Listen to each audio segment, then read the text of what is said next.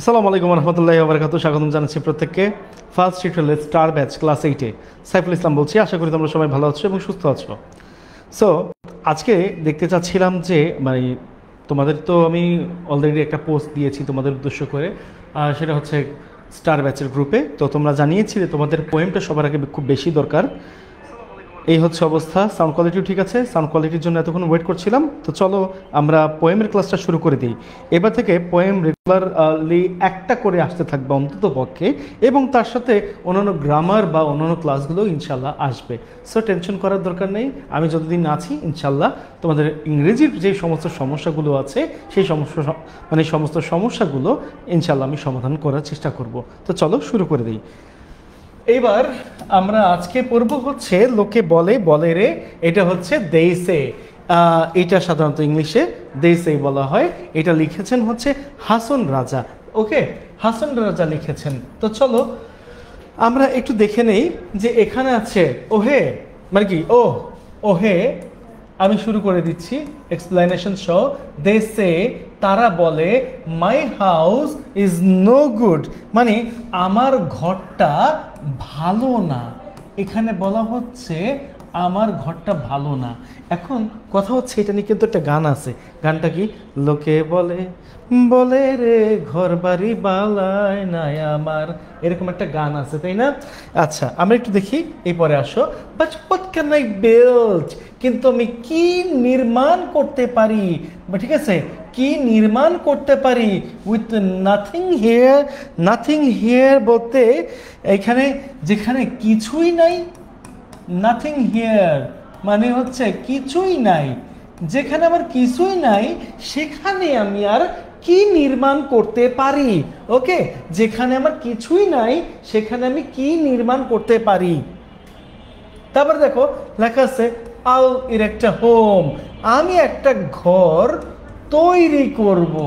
বলা হচ্ছে আমি একটা ঘর তৈরি করব, মানে কি ইরেক্ট, তৈরি করা। Okay, I'll erect a home yet, এখনো পর্যন্ত। How long will I truly say, মানে এখন বলা হয়েছে ইয়েট, এখনো পর্যন্ত, এখনো পর্যন্ত। এবারে কি আসবে? এখনো পর্যন্ত। হাউ লং, হাউ লং বলতে বোঝাচ্ছে হচ্ছে কতক্ষণ। উইল আই ট্রুলি সে, মানে কতক্ষণই এখানে বোঝানো হচ্ছে স্টে আছে, সরি, কতক্ষণই আমি এখানে থাকব, আমি থাকবো এখানে। তো কথাটার মানে হচ্ছে মানুষ বলে যে আমার ঘরটা বেশি ভালো না। ওকে, কিন্তু আমি কি নির্মাণ করব যেখানে আমার কাছে কিছুই নাই? কি দিয়ে আমি ঘর নির্মাণ করব যেখানে আমার কাছে কিছুই নাই? ঠিক আছে, আচ্ছা, আউল একটা হোম, আমি একটা ঘর তৈরি করব, বুঝলাম, আমি একটা ঘর তৈরি করব, কিন্তু কতক্ষণ পর্যন্ত বা কত দিন পর্যন্ত আমি এই ঘরে থাকতে পারবো তার কি কোনো নিশ্চয়তা আছে? নিশ্চয়তা নাই। ওকে, এই কথাটা এখানে বুঝাইছে। তারপর দেখো I gaze into the mirror, মানে কি আমি আয়নায় তাকিয়ে থাকি। ওকে, আয়নায় তাকিয়ে থাকি, আমি আয়নায় তাকিয়ে থাকি। ওকে, নোটিসিং মানে কি লক্ষ্য করি, লক্ষ্য করি দ্য স্ট্র্যান্ডস। স্ট্র্যান্ডস অর্থ কি বলো তো রে বাবা? স্ট্র্যান্ডস কথার অর্থ হচ্ছে এই দেখো অফ গ্রে, তার মানে কি ইন মাই হেয়ার। গ্রে অর্থ হচ্ছে ধূসর, তাই না?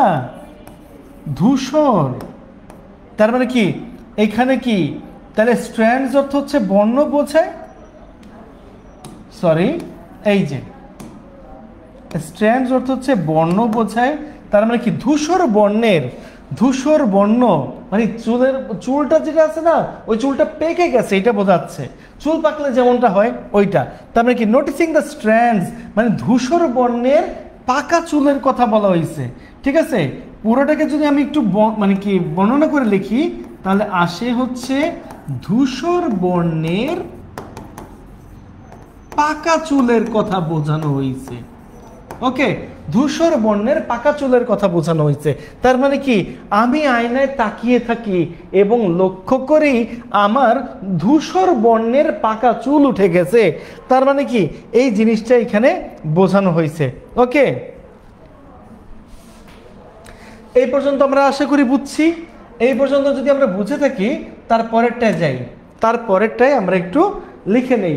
থিঙ্কিং অফ দিস, এই ব্যাপারে চিন্তা করে, ঠিক আছে, বা ইহা চিন্তা করে, ইহা চিন্তা করে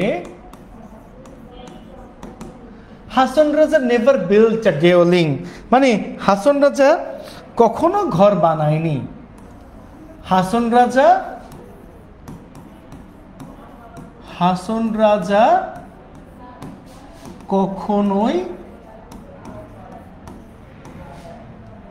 আচ্ছা একটুখানি মিস্টেক হইছে, খটা কেমন জানি লাগতেছে। ওকে, কখনোই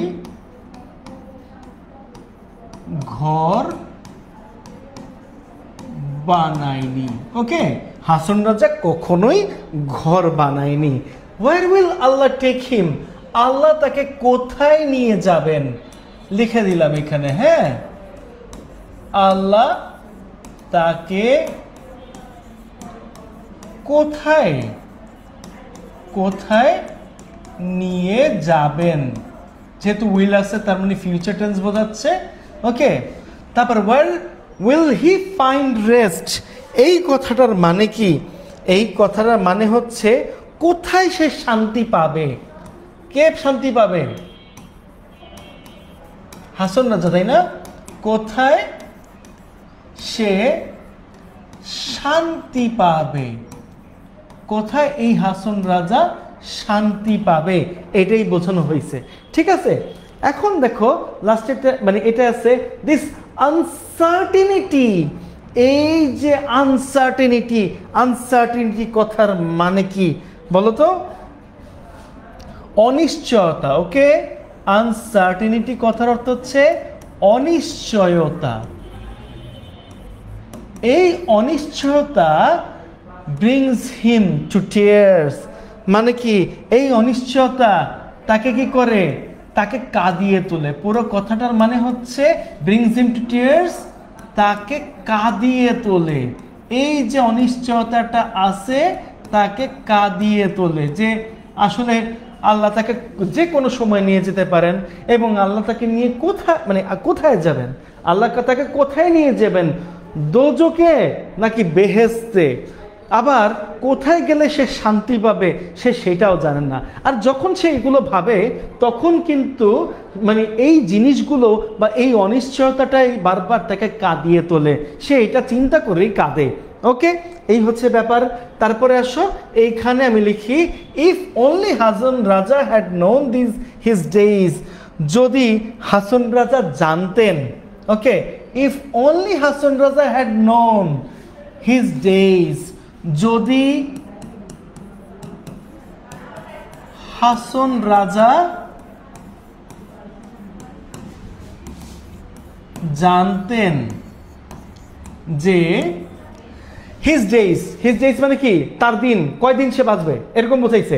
তার মানে কি এখানে কি হবে তাহলে, যদি হাসন রাজা জানতেন যে সে আর কতদিন বাঁচবেন, সে আর কতদিন বাঁচবেন।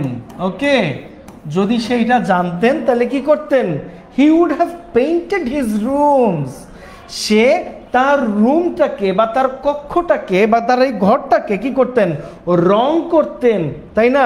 মানে কি রঙে রঙে কি করতেন, রঙে রঙে মানে তোমার রাঙিয়ে দিতেন, বোঝা যায়। ওকে, তার মানে কি he would have painted his rooms, সে তার ঘরটি কি করতেন, মানে কি রং করতেন ইন এ ভাইব্রেন্ট হিউজ, মানে কি এটা বলছে রঙে রঙে রাঙানো। ওকে, তাহলে সে তার ঘরটা কি করতেন, রঙে রঙে রাঙিয়ে দিতেন, রাঙিয়ে দিতেন। কথা কি বোঝা গেছে? আশা করি তোমরা বুঝতে পারছো। এই পরের লাইনটা কিরকম? ও হে দেশে, তারা বলে, মানে কি my house is no good. এই কথাটা কিন্তু প্রথম দুইটা লাইনের সাথে মিলে যায়। তার মানে কি, লোকে বলে, বলে রে ঘর বাড়ি ভালা নাই আমার। Okay, but what can I build with nothing here? কিন্তু আমি আসলে কি নির্মাণ করব যেখানে আমার কাছে কিছুই নাই, যেখানে আমার কিছুই নাই। মানে কিছু নাই বলতে বইটাই বুঝাইছে সে জানে না সে কতদিন বাঁচবে। ঠিক আছে, আবার সে আয়নার দিকে তাকিয়ে দেখে তার চুল দাড়ি সব পাইকে গেছে।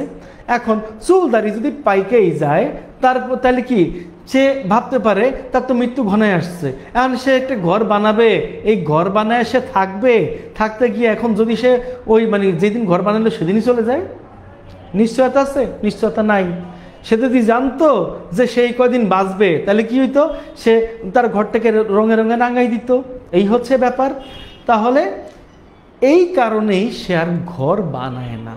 ওকে, বোঝা গেছে? আশা করি তোমরা বুঝছো। এইবার আমরা কি করব?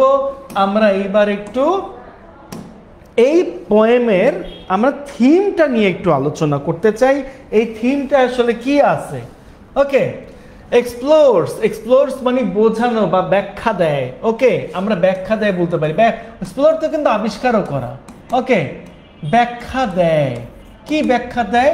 দ্য ট্রান্সেন্স অফ লাইফ, জীবনের কি বলতো এখন, দ্যাট অস্থায়িত্ব, অস্থায়িত্বকে আমরা বুঝাইতে পারি।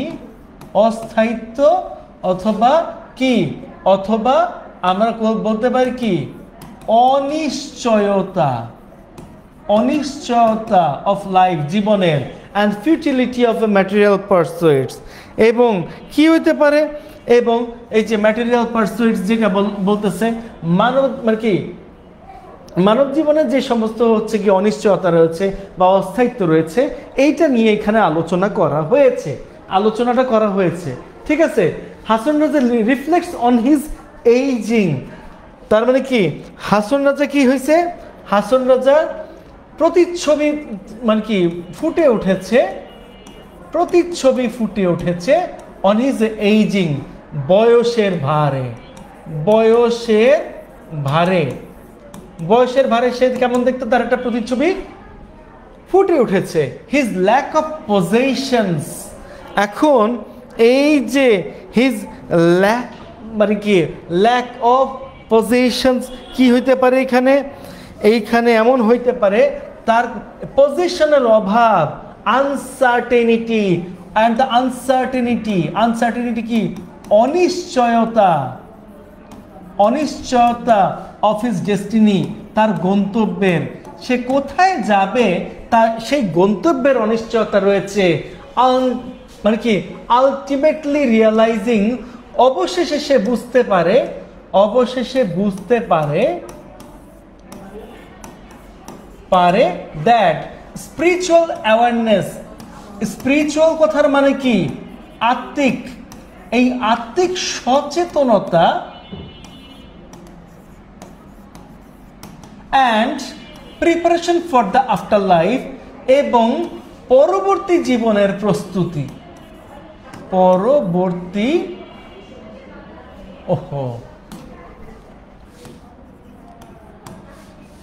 পরবর্তী জীবনের প্রস্তুতি নিয়ে। ঠিক আছে, মোর দেন ওয়ার্ল্ডলি অ্যাচিভমেন্টস মানে কি, বৈশ্বিক অর্জনের থেকেও বেশি, বৈশ্বিক অর্জনের থেকেও বেশি। এরপর লেখা আছে হিজ মানে ইমোশনাল vulnerability। ঠিক আছে, তার যে একটা আবেগী, তার ভেতরে যে একটা আবেগ রয়েছে, এই আবেগী যে ব্যাপার স্যাপার আছে, এইটা সে কি করতেছে, শোজ, দেখাচ্ছে, হাউ ডিপলি, কত গভীরভাবে, কত গভীরভাবে হি ফিলস, সে অনুভব করে, সে অনুভব করে দ্য ইমপারমানেন্স, মানে কি অস্থায়িত্ব,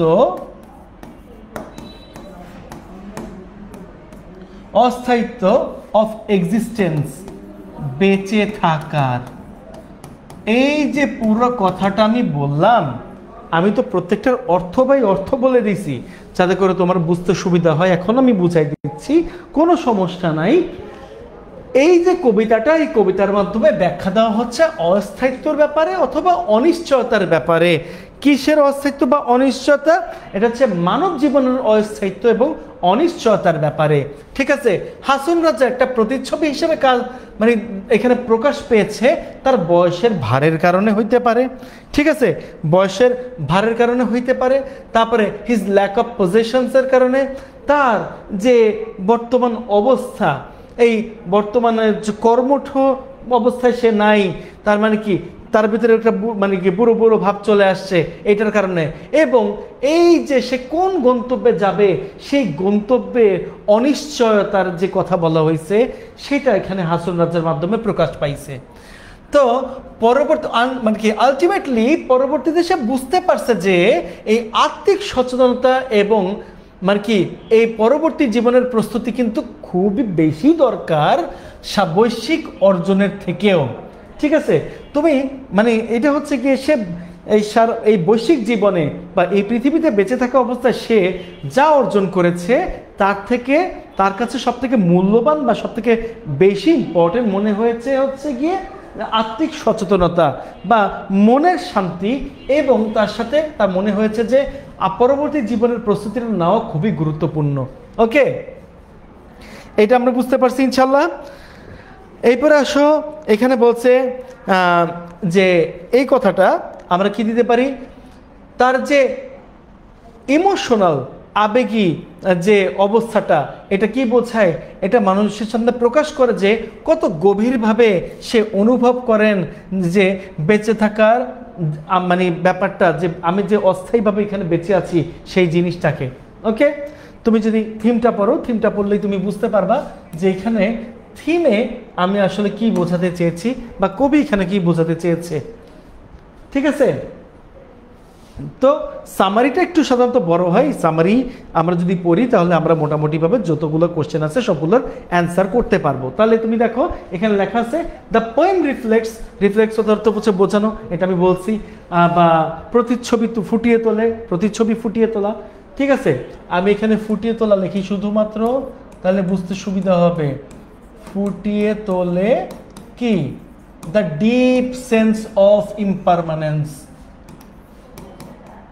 অস্থায়িত্বের, অস্থায়িত্বের কি গভীর ধারণা, অস্থায়িত্বের গভীর ধারণা অ্যান্ড ইনার স্ট্রাগল, এবং কি মানে কি অভ্যন্তরীণ, অভ্যন্তরীণ বা ভেতরের সংগ্রামের কথা। হ্যাঁ, ফেসড বাই দ্য স্পিকার, যেটা বক্তা নিজে সম্মুখীন হয়েছেন, যেটার সম্মুখীন বক্তা নিজে হয়েছেন, যার নাম হচ্ছে হাসন রাজা।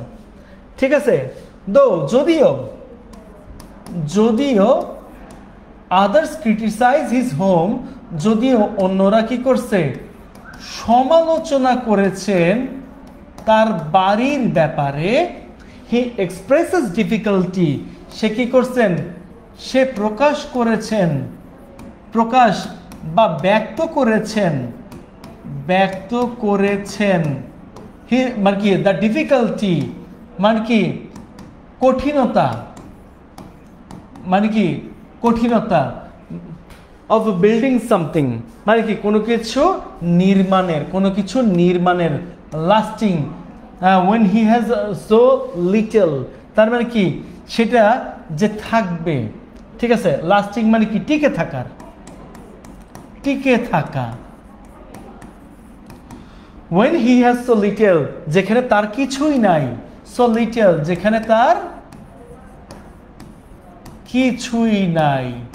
ওকে, যেখানে তার কিছুই নাই সেখানে মানে কি তার এমন একটা বাড়ি নির্মাণ করতে বলছে যে বাড়ি নির্মাণ করলে আসলে সে ওখানে থাকতে পারবে কিনা সেটার ব্যাপারেও তার জানা নাই। ওকে, কারণ তার চিন্তা ভাবনা হয়েছে কোন জায়গায়, তার চিন্তা ভাবনা হয়েছে গিয়ে সে পরকালের প্রস্তুতি নিচ্ছেন, তার আত্মিক শান্তি খুঁজতেছেন, ঠিক আছে। সে জানে না আল্লাহ তাকে কোথায় নিয়ে যাবেন এবং কোথায় গেলে সে শান্তি পাবেন, এই ব্যাপারটা। ওকে, হে কোয়েশ্চেন্স, সে প্রশ্ন করে the point of constructing a house, মানে কি এই যে বাড়ি নির্মাণ করার ভিত্তি কি বা বাড়ি নির্মাণ করার যুক্তিটা আসলে কি, ঠিক আছে, ভিত্তি কি বা যুক্তিটা কি। when life itself is uncertain, যেখানে জীবনই হচ্ছে অস্থায়ী, যেখানে জীবনটাই আমাদের অস্থায়ী, সেখানে বাড়ি নির্মাণ করার পিছনে যুক্তিটা কোথায় আমি বুঝতেছি না। এইটা হচ্ছে ওনার কথা, ঠিক আছে। as he sees signs of aging, যেহেতু সে দেখতে পাচ্ছে বয়স হওয়ার, মানে কি বয়স হওয়ার চিহ্ন, তার যে বয়স হয়ে যেতেছে, এই বয়স হওয়ার কি নমুনা দেখতে পাইতেছে, সে চিহ্ন দেখতে পাইতেছে, ঠিক আছে। হি বিকেম মোর অ্যাওয়ার, সে আরো সচেতন হয়ে গেছে অফ লাইফস ফ্লিটিং নেচার, মানে কি জীবনের গতিশীল প্রকৃতির, জীবনের গতিশীল প্রকৃতির। ওকে, জীবনের গতিশীল প্রকৃতির ব্যাপারে সে কি হয়ে গেছে, সে অনেকটা সচেতন হয়ে গেছে। The poem reveals his emotional, মানে কি এই কবিতাটা কি করে প্রকাশ করে হিজ ইমোশনাল, তার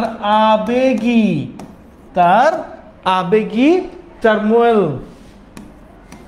দুঃখ, হ্যাঁ, অ্যান্ড স্পিরিচুয়াল কন্টেম্পলেশন, এবং আত্মিক কন্টেম্পলেশন।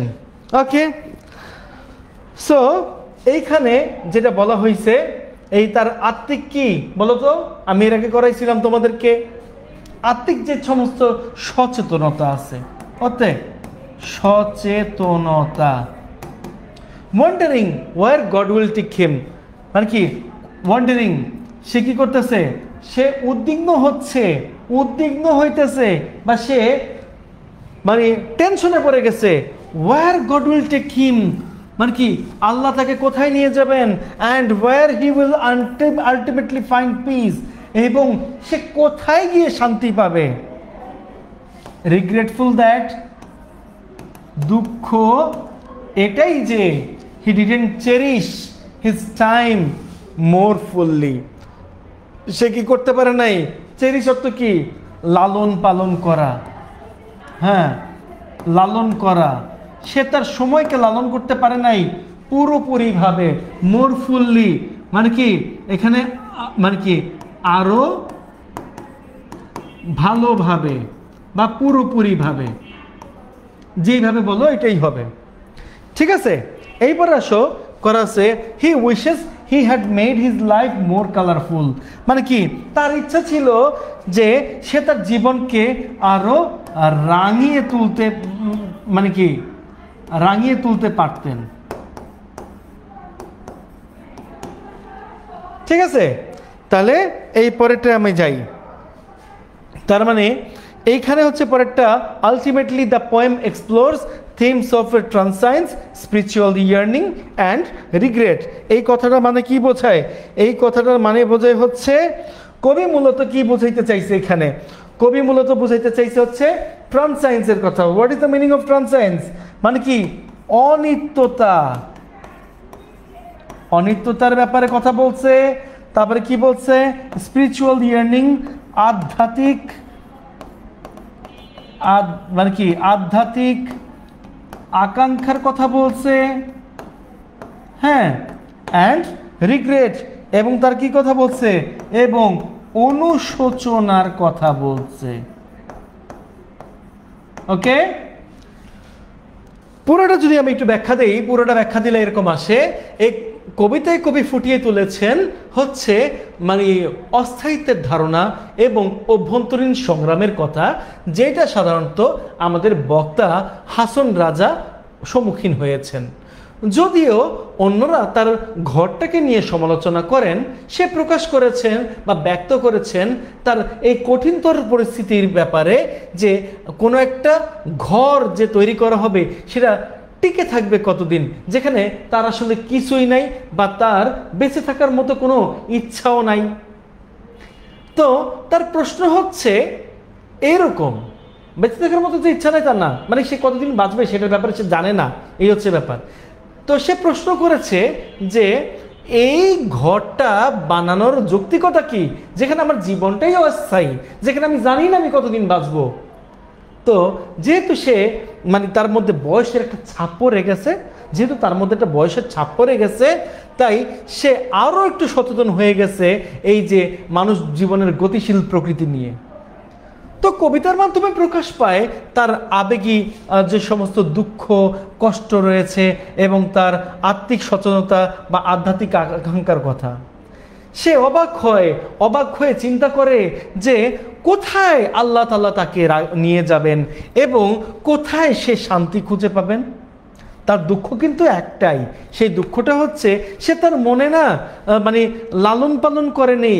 তো ওই সময়টাকে মানে কি, যে সময়টা তার দরকার ছিল এবং সেটাকে কিন্তু বা ওই সময়টাকে কিন্তু আরও ভালোভাবে লালন পালন করারও দরকার ছিল, ওই লালন পালন না করার কারণে সে এখন এরকম চিন্তায় মানে তার মাথা খারাপ হয়ে যেতেছিল, এই আর কি, এ হচ্ছে ব্যাপার। তো সে ইচ্ছা পোষণ করে যে সে তার জীবনটাকে কিন্তু আরো রাঙিয়ে তুলতে পারতো যদি সেইটা করতে পারত।